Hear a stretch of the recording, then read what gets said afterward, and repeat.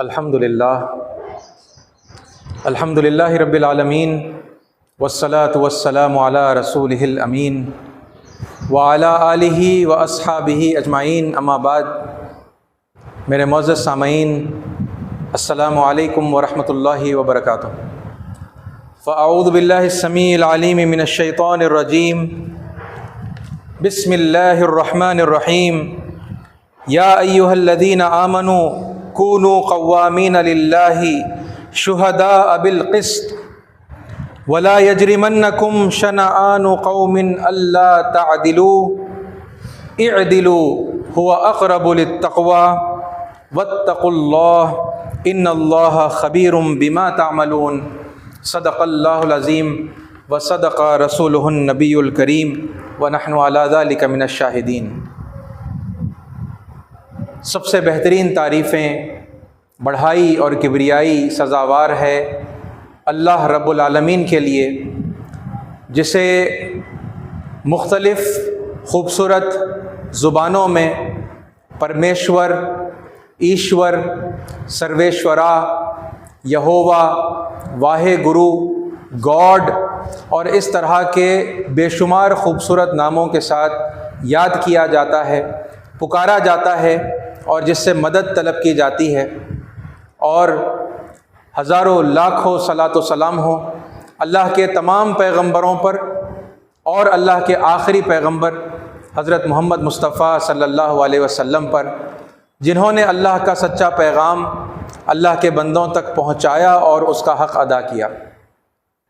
अजीज़ साथियों, हम बात कर रहे थे कि सारी इंसानियत के जो माँ बाप हैं वो एक ही माँ बाप हैं, अगरचे के दुनिया की मुख्तलिफ़ ज़ुबानों में जो इस वक्त जो मुख्तलिफ़ रिलीजियस ग्रोह बन चुके हैं, रिलीजियस कम्युनिटीज़ बन चुकी हैं, तो वो उन्हें अलग अलग नामों से पुकारते हैं। और अगरचे के सबके पास यही बात मानी जाती है कि सारी जो इंसानियत है, कंप्लीट जो ह्यूमैनिटी है, उसके माँ बाप एक ही हैं।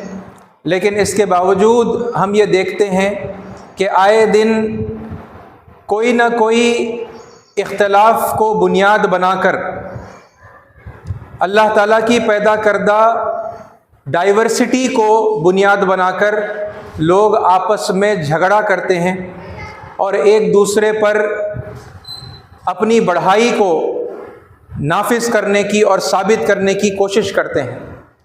चुनाचे हम ये देखते हैं कि लोगों ने रंग की बिना पर दूसरों को कमतर और अपने आप को बरतर कहकर दूसरे रंग के लोगों के ऊपर ज़्यादती की।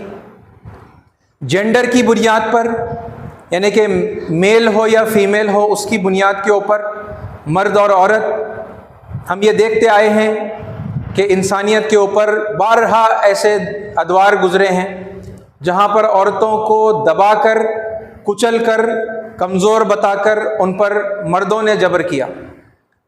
फिर एक और बाउंड्री आती है कौम की या मुल्क की बाउंड्री, तो लोगों ने अपने आप को फ़लाँ मुल्क से मंसूब कर लिया और अपने आप को बरतर समझा और दूसरे ममालिक के लोगों को वो कमतर समझने लगे और इस तरह से उन्होंने लोगों पर राज करने की और हुकूमत करने की जो उनकी ख्वाहिश थी उसको सर अंजाम दिया और लोगों को इस बुनियाद के ऊपर दबाया और कुचला।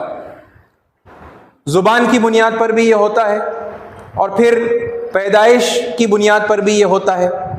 और हमने ये देखा है कि लोगों ने अपने आप को मुख्तलिफ़ जातियों के अंदर जन्म के आधार पर तकसीम करना शुरू कर दिया, जबकि वो उसका जो तकसीम का जो आधार था वो जन्म नहीं था, वो लोगों की कॉम्पिटेंस थी, उनका इल्म और उनकी काबिलियत थी कि जो जितना इल्म वाला है ज़्यादा या कम, और जो जितनी काबिलियत रखता है ज़्यादा या कम, वो उस हिसाब से यानी दुनिया के अंदर अपनी माश के लिए कारोबार करेगा, काम करेगा। लेकिन लोगों ने फिर उसे जन्म के आधार के ऊपर यानी कि वो डाइवर्जन दिया और फिर अपने आप को जन्म के आधार पर बरतर और दूसरों को जन्म के आधार पर कमतर समझना शुरू किया। और यही बुराई फिर उसके बाद हम देखते हैं कि ये जो मुख्तलिफ मज़ाहिब हैं उन सब के अंदर पाई जाने लगी, यहाँ तक कि इस्लाम के जो आखिरी पैगंबर हैं मोहम्मद सल्लल्लाहु अलैहि वसल्लम के जो मानने वाले हैं उनके अंदर भी ये ख़राबी इसी तरीक़े से घुस आई है।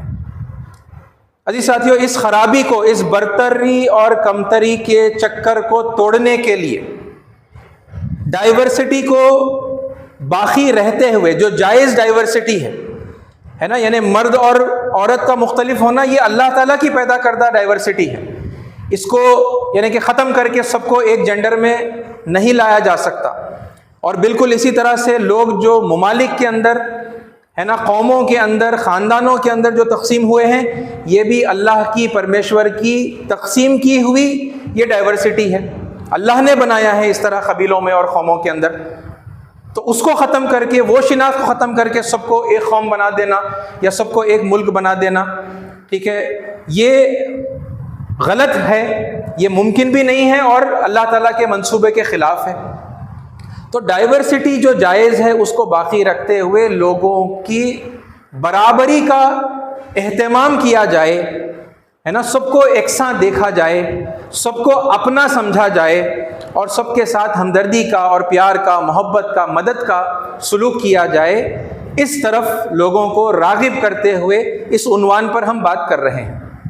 ऐसे साथियों, ये तो मैंने आपके सामने चंद लड़ाई झगड़े की जो बुनियादें गिनाई हैं, ये ज़माने दराज से हम देखते आ रहे हैं और उसकी झलकियाँ और ऐसे ही इख्तलाफात की वजह से होने वाले फसादात के अलग अलग आज के दौर में जो नमूने हैं, ये भी यानी कि आप ख़बरों के अंदर देखते आ रहे हैं। अगर आप रशिया और यूक्रेन का झगड़ा देख लें तो वहाँ पर फिर इंसान यानी वही आदम की औलाद इधर भी है और उधर भी है और वो आपस में लड़ रहे हैं और वो एक दूसरे का खून बहा रहे हैं। आप अगर पिछला जो एक वाक़या है जहाँ पर बीजेपी पार्टी का एक यानी आदमी है और वो एक शूद्र के ऊपर या दलित के ऊपर वो पेशाब कर रहा है, तो वहाँ पर फिर वो ऊंची जाति और नीची जाति का वो जो डिफरेंस है और उसकी वजह से अपने आप को बरतर समझना, दूसरे को कमतर समझने का जो वाक़या है, तो वहाँ पर आपको फिर देखने में आया, है ना। इसी तरह से दलित वर्सेस ब्राह्मण और कौन आर्यन है और कौन नॉन आर्यन है, इस बुनियाद को लेकर झगड़ा पैदा किया गया और फिर अब वो झगड़ा बाकी है ना। और लोगों को बहरहाल इस बुनियाद के ऊपर तकसीम करके अपना अदू और अपना दुश्मन बनाकर उनसे जो है इंतकाम लेने की, और अगर हमसे कहा जाए कि भाई तुम बाहर से आए हो तुम निकलो, तो ये साबित करना कि नहीं तुम बाहर से आए हो तुम निकलो। ये जो फसादात हैं ये लगातार हम समाज के अंदर, चाहे वो इंटरनेशनल अलग अलग ममालिक के अंदर हों या फिर अपने ही मुल्क के अंदर हों, ये हम लगातार देखते हुए आए हैं। ऐसा ही एक इस वक्त यानी कि खौलता हुआ सुलगता हुआ जो मसला है वो मणिपुर का है। वहाँ पर के लोग आपस में लड़ रहे हैं, अलग अलग वजूहात होंगी, कहीं क्रिश्चियंस हैं वो अपने दिफा के अंदर लड़ रहे हैं और हिंदुओं के ख़िलाफ़ लड़ रहे हैं। तो जी साथियों, जब हम संजीदगी से और बुर्दबारी से इस बात के ऊपर गौर करते हैं कि ये मसला ख़त्म कैसे हो, है ना, किस बुनियाद पर लोगों को इकट्ठा किया जाए, एक किया जाए, उनके अंदर के ये इख्तलाफात को दूर किया जाए, तो ये जो टॉपिक पर हम बात कर रहे हैं ये एक बड़ी अहम तरीन टॉपिक बनकर हमारे सामने आती है। अगरचे कि हमारा परमेश्वर एक है, चाहे हम उसे अल्लाह कहें, यहोवा कहें, वाहे गुरु कहें, जिस किसी नाम से पुकारें, उस नाम से पुकार लें, वो एक ही है। हम सबका माबूद जो उपासना के योग्य है वो एक ही है। ये तो सबसे बड़ी बुनियाद है, क्योंकि वो तो हमारा क्रिएटर है, वो तो खालिक है। ये बुनियाद मैं आपके सामने बारहा रख चुका हूँ। हमारा दीन एक है। प्रॉफेट मोहम्मद सल्लल्लाहु अलैहि वसल्लम इस्लाम के फाउंडर नहीं हैं, वो इस्लाम के आखिरी पैगंबर हैं। फाउंडर तो वो हैं जिनका हम तस्करा कर रहे हैं, आदि दंपत के नाम से। हमारे सबसे पहले पिता और सबसे पहली जो माता थी, है ना, सैयदना आदम अलैहिस्सलाम और हव्वा अलैहिस्सलाम, जिनको लोग एडम एंड ईव कहते हैं, शिव पार्वती कहते हैं, शंकर पार्वती कहते हैं, अलग अलग नामों से पुकारते हैं, उन्होंने क्या धर्म पेश किया, क्या दीन पेश किया, उसे अरबी में इस्लाम कहते हैं। अपने आप को परमेश्वर के आगे समर्पण कर देना, समर्पित कर देना, है ना। अरबी में ऐसा करने को इस्लाम कहते हैं और ऐसा करने वाले को मुस्लिम कहते हैं। तो धर्म हमेशा से समर्पण करना ही था, अल्लाह की मर्जी के आगे अपनी मर्जी को झुका देना ही था। तो ये एक और एकता का आधार है। लोगों को अगर बताया जाए तो फिर मुमकिन है कि लोग एक हों। और फिर ये तीसरा एक बड़ा आधार है जिस पर हम बात कर रहे हैं, और मैं इस बात की कोशिश कर रहा हूं कि आपके सामने कुछ प्रमाण, कुछ दलाइल के साथ जो है बात रखूं, ताकि ये फिर दूसरों के लिए, है ना, जो अभी भी ये समझते हैं कि यानी हम अलग हैं और फिर वो दूसरे लोग हैं, वो गैर हैं, जो कोई इस तरह की मेंटालिटी रखते हैं, उनके जहनों में ये बात समझ में आ जाए कि वो जो दूसरे जिनको समझ रहे हैं वो दूसरे नहीं हैं बल्कि वो भी अपने ही हैं। उनके पास भी वही तालीम मौजूद है जिसे हम हक समझकर मानते आए हैं, है ना। तो मैंने आपके सामने इससे पहले जुमा जब आपके सामने बात करने का मौका हुआ था, उसके बाद कुछ नागे हुए हैं, मैं मुस्तकिल सफ़र में था आपसे, यानी मैं ये जुमा के मौके पर मस्जिद में खुतबा नहीं दे पाया, तो वो तसलसल को अब इस वक्त हम रिकंटिन्यू कर रहे हैं। तो जो पिछले जुमा में आपसे बात मैंने की थी तो वो ये थी कि कुरान और बाइबल और वैदिक ग्रंथों की रोशनी में मैंने आपके सामने ये बात बताई थी कि तख्लीक़ आदम अलैहिस्सलाम और हव्वा अलैहिस्सलाम का जो वाक़या है, तो जैसा कुरान मजीद के अंदर उसका तज़किरा आया है, वैसा ही मिलता जुलता तज़किरा इंजील के अंदर, बाइबल के अंदर आया है, और फिर वैसा ही मिलता जुलता तज़किरा, अगरचे कि कुछ आप बारीकियों में जाएंगे तो कुछ डिफरेंसेस आपको ज़रूर मिल सकते हैं, लेकिन हम जो फोकस करते हैं, हमारा पूरा फोकस जो है इत्तिहाद के ऊपर, सिमिलैरिटी के ऊपर होता है। तो जो चीज़ें सिमिलर हैं और बड़ी बड़ी जो बुनियादें हैं वो सिमिलर हैं। अब तफसीलात के अंदर अगरचे कुछ डिटेल्स यहाँ पर हैं, कुछ मुख्तलिफ डिटेल्स वहाँ पर हैं, तो फिर यानी हमारा मकसद चूँकि लोगों को एक करना है, तो फिर ये सिमिलैरिटीज़ अगर देख लें, है ना, तो फिर ये बहुत बड़ी सिमिलैरिटीज़ तो वैदिक ग्रंथों के अंदर भी हमने ये देखा कि तख्लीक़ अव्वल यानी इंसानों को जब बनाया गया तो उसके अंदर सबसे पहले एक आदमी को बनाया गया और फिर उन्हीं में से उनका जोड़ा जो है बनाया गया, और फिर समस्त मानवता, सारी इंसानियत जो है उसी एक जोड़े से चल पड़ी है ना। हम सब के यानी दुनिया में जितने 7 अरब 7 बिलियन से ज़्यादा कमो बेश जितने भी इंसान हैं, उन सब के माँ बाप एक ही हैं। हमारे ग्रेट ग्रैंड पेरेंट्स जो हैं वो एक ही हैं। आदि दंपत, है ना, संस्कृत में कहते हैं आदि दंपत, फर्स्ट कपल एक ही है ना। और मैंने आपके सामने ये बात बताई कि हम अलग अलग नामों से उनको पुकारते हैं, ठीक है। मुसलमान उन्हें आदम और हव्वा कहते हैं अलैहिमुस्सलाम, यानी परमेश्वर की शांति उन पर हो, अल्लाह की तरफ से सलामती उन पर हो। क्रिश्चियंस एडम एंड ईव कहते हैं, और हमारे जो हिंदू भाई हैं वो उन्हें शिव और पार्वती भी कहते हैं, शंकर पार्वती भी कहते हैं, स्वयंभू मनु और शत्रुपा भी कहते हैं। स्वयंभू मनु यानी अगर आप जरा फिर इन नामों पर गौर करें, है ना, स्वयंभू यानी अपने आप जो हो गए, वो वाले मनु, क्योंकि मनु तो बहुत सारे हुए हैं, ठीक है। तो जब सबसे पहले आदमी हज़रत आदम अलैहिस्सलाम का जो जिक्र होता है तो वो स्वयंभू मनु के नाम से भी होता है। स्वयं मतलब अपने आप, भू मतलब हो जाना, यानी आप दुनिया के मुख्तलिफ जितने इंसानों को देखेंगे जो हज़रत आदम और हज़रत हव्वा अलैहिमुस्सलाम से चल पड़े हैं, तो उनकी इब्तिदा एक छोटे नन्हे से बच्चे की शक्ल में हुई, वो पैदा हुए, और फिर उसके बाद में वो बड़े होते होते वो जवान हुए और अपने यानी कि उरूज के ऊपर, अपने उम्र की उरूज के ऊपर वो आए, है ना, अपने शबाब में वो आए। लेकिन सैयदना आदम अलैहिस्सलाम को इस तरह से पैदा नहीं किया गया, छोटे बच्चे के तौर पर पैदा करके फिर वो बड़े होते होते, है ना, वो नौजवान नहीं हुए, उन्हें अपने एडल्ट फॉर्म के अंदर, है ना, अपने बालिग वजूद के अंदर ही उनको जो है बनाया गया। और वही बात इस नाम के अंदर जो है वो पूरा यानी वो मैसेज जो है दिया गया है, स्वयंभू मनु, है ना। और शत्रुपा एक और नाम है जो हज़रत हव्वा अलैहिस्सलाम के लिए इस्तेमाल होता है, 100 रूपों वाली, है ना, शतरूपा, 100 रूपों वाली। यानी आप देखेंगे एक खातून को तो मुख्तलिफ रूप के अंदर वो आपको नज़र आती है। वो माँ भी है, वो बहन भी है, वो बीवी भी है, वो बेटी भी है ना, वो खिदमत करने वाली नर्स भी है। और इस तरह से मतलब आप देखते चले जाएं अनगिनत यानी कि रूप के अंदर आपको औरत अपना किरदार जो है बहुस्न खूबी अदा करती हुई नज़र आएगी।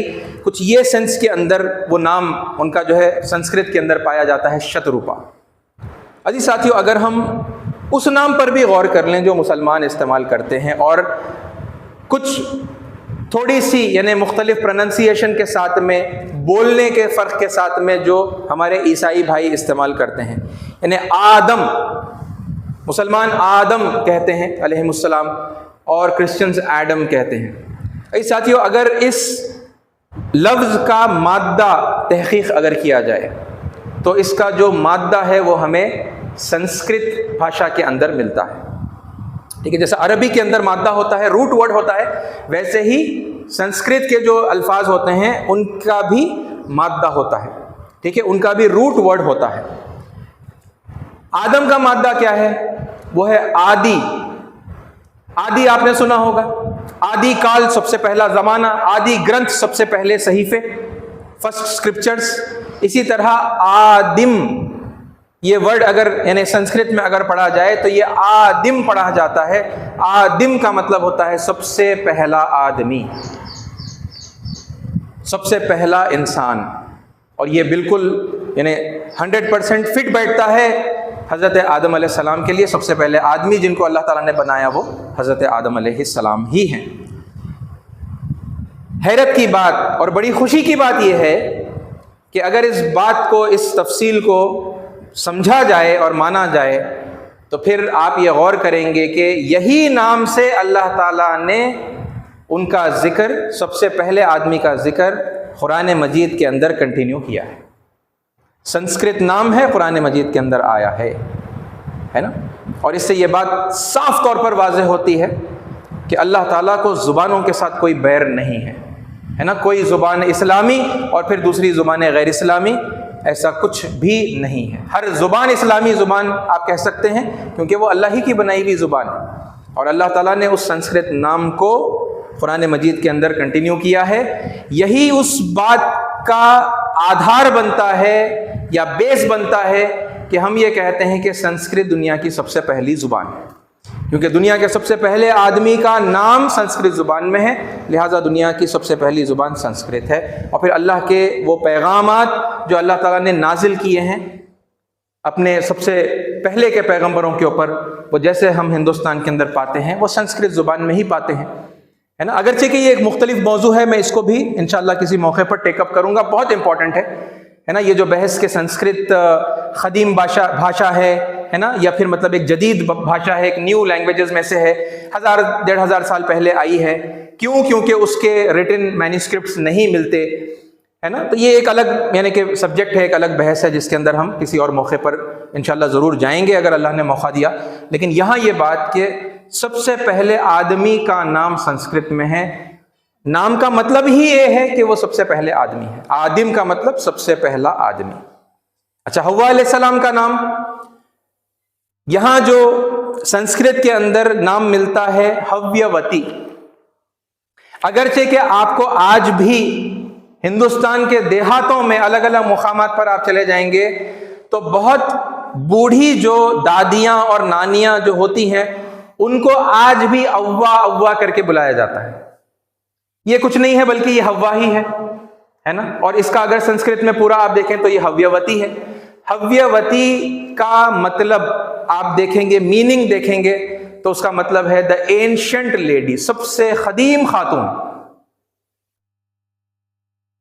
जो हव्वा अलैहिस्सलाम के लिए बिल्कुल मुनासिब है, वो सबसे खदीम खातून है ना। उसके बाद मतलब जो कोई भी होंगे उनके बाद ही होंगे, सबसे खदीम तो वही है।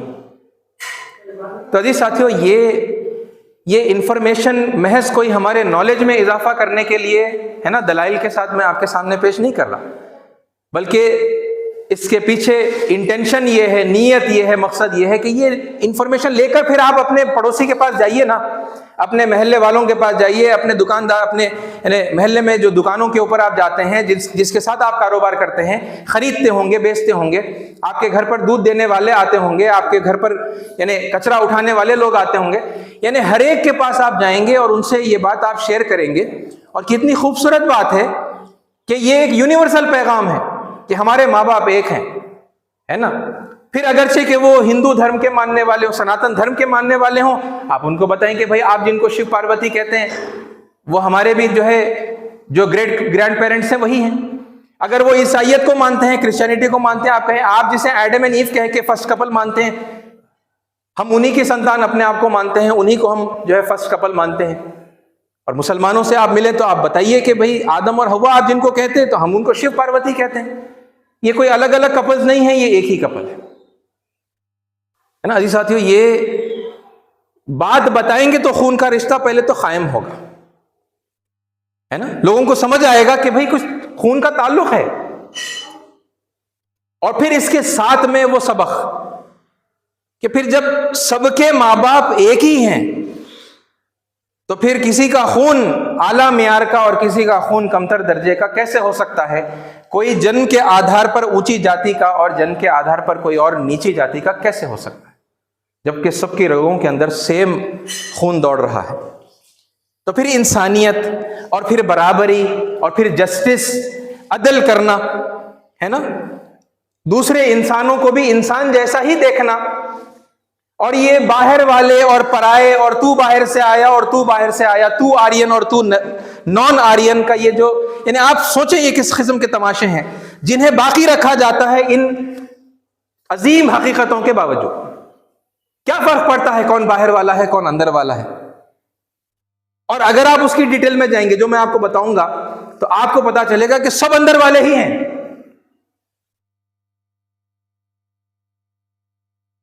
और ये तो फिर वक्त के साथ में लोग एक जगह से दूसरी जगह जाते हैं, मुंतकिल होते हैं, है ना, अपनी सेफ्टी के लिए, अपनी सिक्योरिटी के लिए, अपनी माश के लिए, है ना, कोई ना कोई वजह से लोग एक जगह से दूसरी जगह जाते हैं, माइग्रेट करते हैं, वो वहां पर रहते हैं, फिर उसके बाद वो अपने घर को वापस भी आते हैं। कुछ लोग वापस नहीं आते, वो वहीं पर बस जाते हैं। लेकिन अगर वहां जाकर कहीं और जाकर वो बस गए तो क्या उनका यहां से रिश्ता टूट गया? हाँ, लोग भूल चुके हैं,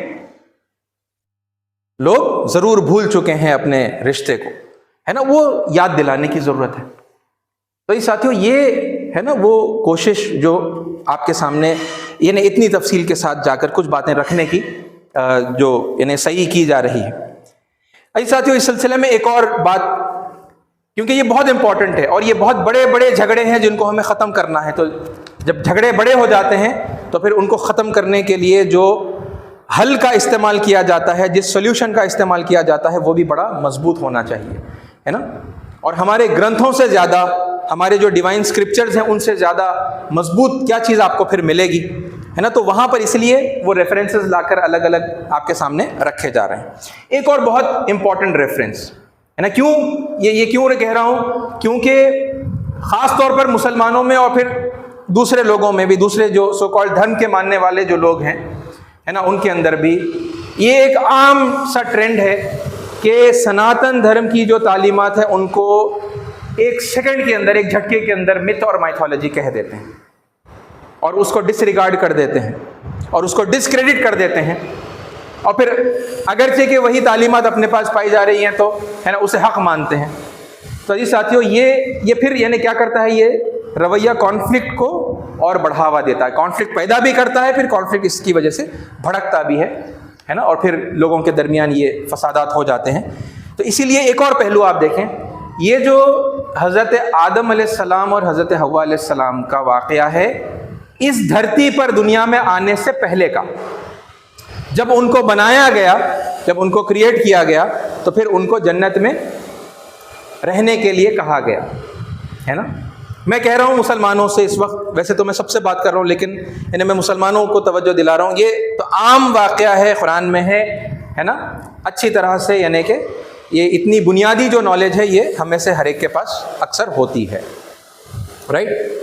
और फिर शैतान ने आकर आदम अलैहिस्सलाम को वरगलाया, भटकाया, और एक झाड़ था, है ना, जिसके पास जाने से आदम अलैहिस्सलाम को अल्लाह ताला ने मना किया था, ठीक है, उस झाड़ का फल खाने से अल्लाह ताला ने मना किया था, लेकिन शैतान के वसवसों की वजह से उसके वरगलाने के अंदर आकर आदम अलैहिस्सलाम ने उस झाड़ का वो फल खा लिया, है ना। जब खा लिया तो फिर क्या हो गया, अल्लाह ताला की नाफरमानी हो गई और फिर उन्होंने अल्लाह ताला से फ़ौरन तौबा तलब की। उनको तौबा के कलिमात अल्लाह ताला ने ही सिखाए। उन्होंने फिर जब तौबा कर ली तो उनका वहाँ पर रहने का जो मकसद था, है ना, वहाँ पर रखे जाने का जो मकसद था वो पूरा हो गया और उसके बाद उनको धरती के ऊपर यानी पृथ्वी के ऊपर, अर्थ दुनिया के ऊपर उन्हें अपनी बाकी ज़िंदगी गुजारने के लिए भेज दिया गया, है ना। और फिर यहाँ से इंसानों का सिलसिला शुरू हुआ। ये वाक़या कुरान मजीद में आया है, आप लोग जानते हैं। मैं रेफरेंस आपको बता रहा हूँ, वैसे मुख्तलिफ मुकामात पर आया है, मैं उसमें से एक रेफरेंस में ले रहा हूँ जो इजमाली तौर पर यानी ज़्यादा तफसील में गए बगैर यानी ये वाक़या बयान होता है। तो कुरान मजीद के अंदर सूरह बकरा के अंदर ये वाक़या इस तरह से आया है, वक़ुल्ना या आदमु, और हमने कहा, अल्लाह ने कहा, ए आदम। देखिए आदम नाम आया है, संस्कृत का नाम आया है। क्या कहा, वक़ुल्ना या आदमुस्कुन अंता व ज़ौजुकल जन्नता, ए आदम तुम और तुम्हारी बीवी रहो जन्नत में, वकुला मिन्हा रगदन हैथु शिअ्तुमा, और इसमें से जो चाहे जो जी में आए वो खाओ, वला तक़रबा हादिही शजरता, लेकिन खबरदार इस वृक्ष के, इस ट्री के, इस झाड़ के करीब मत जाना, फतकूना मिनज़ ज़ालिमीन, क्योंकि अगर तुम गए तो फिर तुम जालिमों में से हो जाओगे। फ़अज़ल्लहुमुश शैतानु अन्हा, तो शैतान ने उन्हें वरगलाया और वो गलती, वो जो गुनाह था, वो जो मना किया गया था वो करने लगा दिया उनको।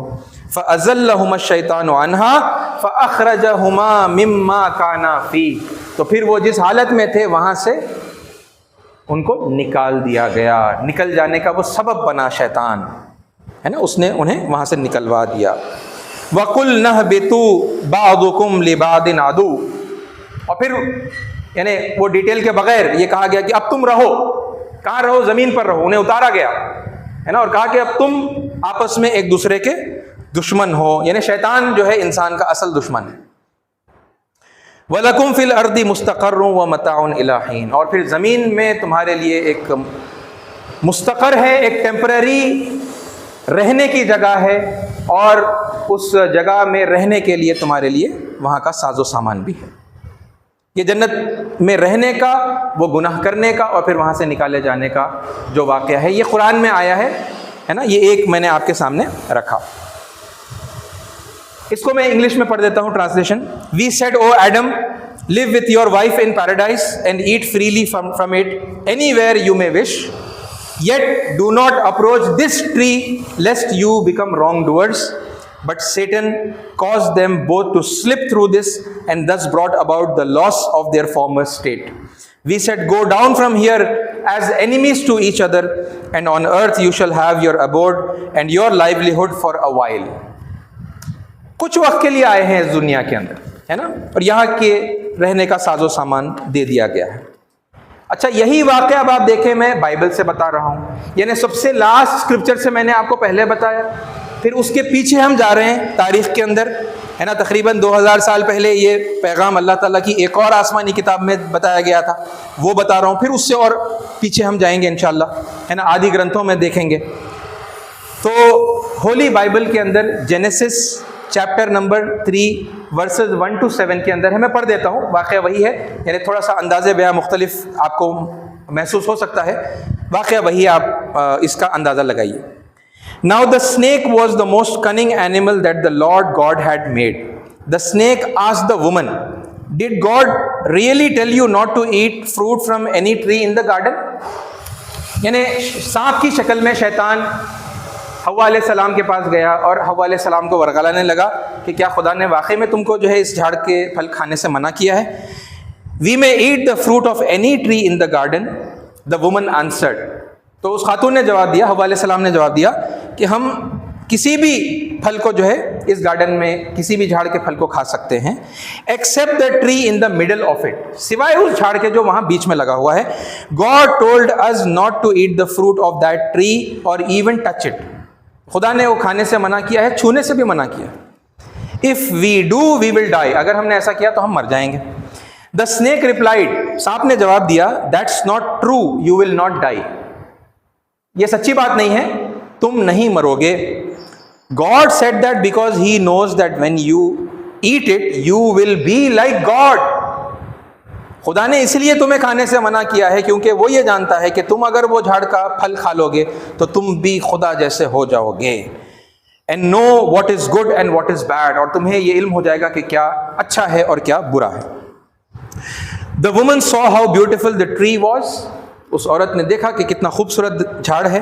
And how good its fruit would be to eat, और वो फल भी कितने ज़बरदस्त दिखाई दे रहे हैं खाने के लिए। And she thought how wonderful it would be to become wise, और उन्होंने ये भी सोचा कि मतलब कितना अच्छा हो जाएगा अगर हम वो खा लेंगे और अच्छे और बुरे की तमीज़ अगर हो गई और हम समझदार हो गए, वाइज हो गए, कितना अच्छा हो जाएगा। So she took some of the fruit and ate it, तो उन्होंने फल में से लिया और खाया।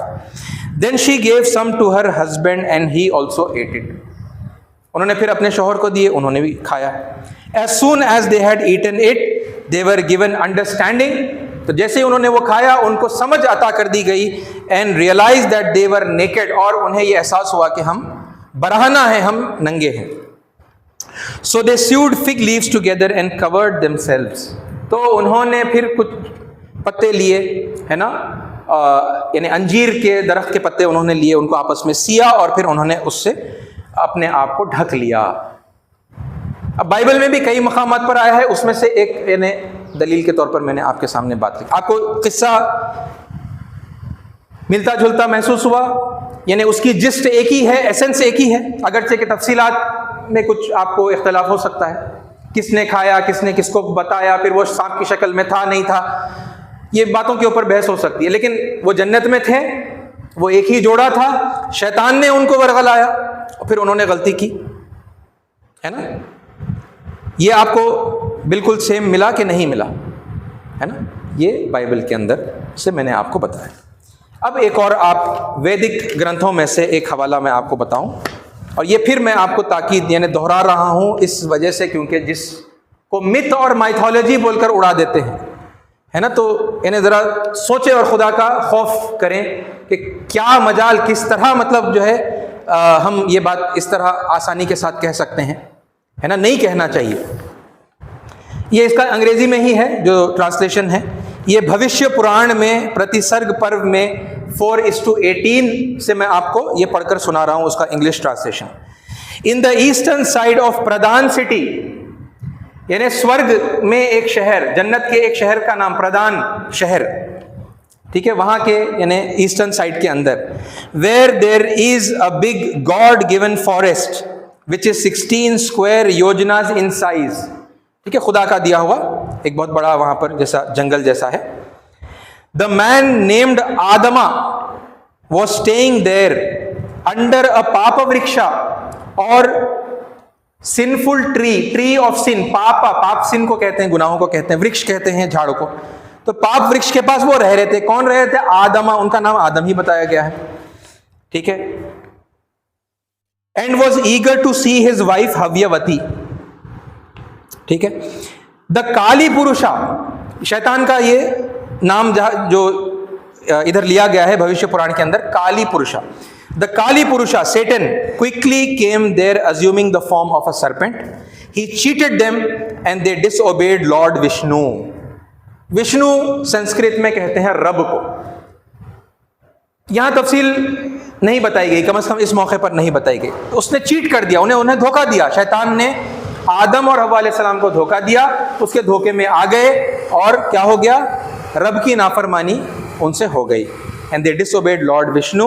The husband ate the forbidden fruit of the sinful tree. शौहर ने वो मना किया हुआ जो फल था उस पाप वृक्ष का, वो उन्होंने खा लिया। यही वाक़या मैंने कुरान से शुरू किया था, कुरान में आपको बताया है ना, बाइबल के अंदर है ये वाक़या और फिर ये भविष्य पुराण के अंदर है। ये सेक्रेड स्क्रिप्चर्स में माना जाता है, डिवाइन नहीं माना जाता। भविष्य पुराण जो है अपौरुषीय नहीं माना जाता, ठीक है, ऋषियों का लिखा हुआ माना जाता है। अपौरुषीय जो है, डिवाइन जो है, वो सिर्फ वेद और उपनिषद और गीता को माना जाता है। बहरहाल ये मगर उनके सेक्रेड स्क्रिप्चर्स में से है, तो वहाँ से मैंने आपको ये बात जो है बताई है रेफरेंस के साथ में। ये साथियों, बहरहाल फिर वही बात सिर्फ मैं रिपीट कर रहा हूँ, बताने के पीछे मकसद यही है कि हर एक के पास अल्लाह ताला ने हिदायत भेजी है, तालीमात वही हैं, सबको वही तो बताना है ना। कोई पैगंबर आएगा है ना किसी भी ज़माने में, तो वो लोगों को जोड़ने के लिए ये बुनियादी बात नहीं बताएगा कि भाई हम सबके माँ बाप एक हैं। तो ये बिल्कुल अज़ल में, आदि काल में भी, वैदिक काल में भी बताया गया, उसके बाद के काल में भी बताया गया, यानी जब जब पैगंबर आए उन्होंने यही तालीम दी, यानी बहुत सारी तालीमात दी। उसमें से एक अहम तालीम ये है कि भाई हम सबके माँ बाप एक हैं, क्योंकि हर ज़माने में गुमराही की फिर वही शक्ल होगी, क्या अलग होगा, है ना। कोई ना कोई अपने आप को बरतर और दूसरे को कमतर समझने लगता है, चाहे मतलब उसकी बुनियाद कुछ और हो, कभी रंग हो जाती है, कभी ज़ुबान हो जाती है, कभी अपनी तालीम हो जाती है, कभी दीन का इल्म भी हो जाता है कि भाई हम अहले इल्म हैं तो हम बरतर हैं और ये जाहिल हैं तो फिर ये जो है कमतर हैं, ये भी हो जा सकता है ना। दीन के हवाले से भी लोगों के अंदर ये बरतरी और कमतरी की बीमारी पैदा हो सकती है। और फिर मुल्क हैं और मुख्तलिफ यानी और रीज़न्स हो सकते हैं, जैसा मैंने आपके सामने इससे पहले भी कहा, है ना। तो हर ज़माने में ये बीमारी लोगों के अंदर आती रही और इलाज के लिए वही दर्स उन्हें बार बार दोहराया गया, सिखाया गया, याद दिलाया गया कि तुम्हारे माँ बाप एक ही हैं। भाई साथियों, ये बात सिर्फ सुनने के लिए नहीं है, बल्कि लोगों के साथ शेयर करने के लिए है। आप अपनी कम्युनिटी में भी अवेयरनेस को क्रिएट करें, अपने स्क्रिप्चर, आप जिस स्क्रिप्चर को मानते हैं उसके हवाले से, और फिर आपके आसपास रहने वाले वो दूसरी है ना, वो दूसरी नहीं है, वो हमारी ही है, लेकिन चूंकि वो आइडेंटिटीज़ बनी हुई हैं, अभी दूरियां हैं, वो दूरियां ख़त्म करना है, तो आप जाइए उन दूसरी कम्युनिटीज़ के पास में, उनको बताइए उनके स्क्रिप्चर से के हवाले से, अपने स्क्रिप्चर का भी बताइए, मैचिंग है ना, ये सिमिलैरिटी है, देखो एक ही बात बताई गई, हम खामखा क्यों लड़ रहे हैं, है ना। ये आप खुद भी रियलाइज़ करें, लोगों को भी रियलाइज़ करें। इंशाअल्लाह ये काम करते रहेंगे तो फिर लोगों के अंदर से ये नफ़रतें दूर होंगी, उनके अंदर मोहब्बत आएगी, ये फसाद इंशाअल्लाह दुनिया में से कम होगा। कम होने के बाद अल्लाह करे वो किसी दौर में आकर कम्प्लीटली ख़त्म भी हो जाए। तो अल्लाह ताला से दुआ है कि अल्लाह ताला हमें हक़ बात को सुनने की, समझने की, कबूल करने की, उस पर अमल करने की और फिर दूसरों तक पहुँचाने की तौफ़ीक़ अता फ़रमाए। आमीन। व आखिरु दावाना अनिल हम्दुलिल्लाहि रब्बिल आलमीन। जो हज़रात सुन्नतें नहीं पढ़ें, सुन्नतें पढ़ लें।